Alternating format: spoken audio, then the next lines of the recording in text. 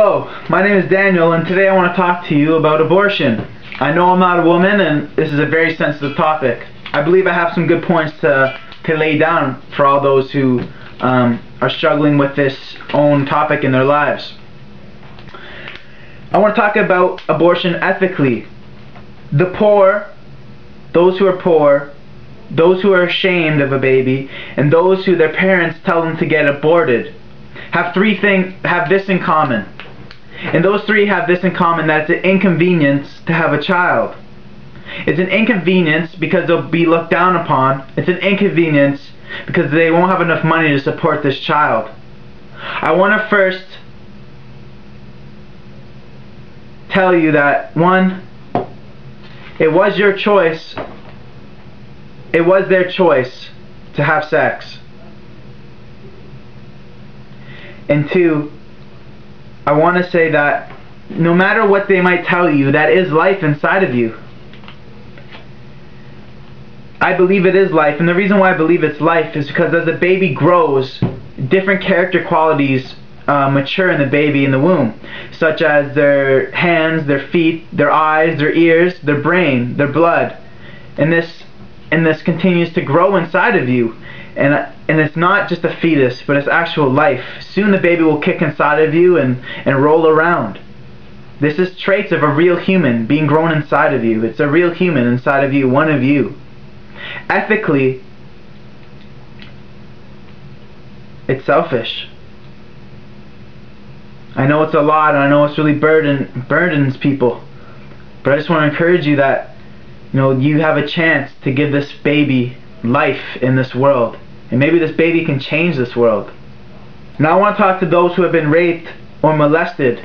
This is not their choice to have a baby. In fact, they might be way too young to have a baby and are permanently scarred to have this kid. And it just tortures their mind over and over to think of this child.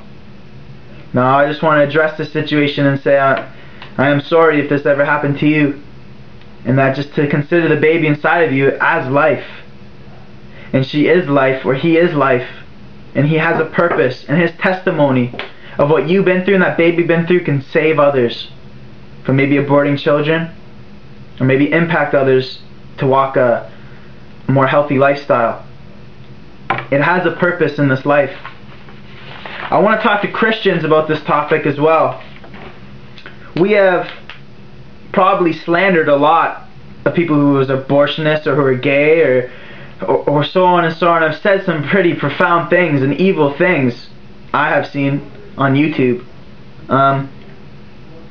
What are we doing as Christians to help this issue? As my pastor Aaron White has said, why aren't we adopting kids? Why aren't we bringing in those kids who are in the foster homes? Or saying to those who are going to be aborting their kids, I will take care of your kids because I know you're too poor. Why aren't we picking up our slack on this deal? Do we really care, or do we just want to open our mouths?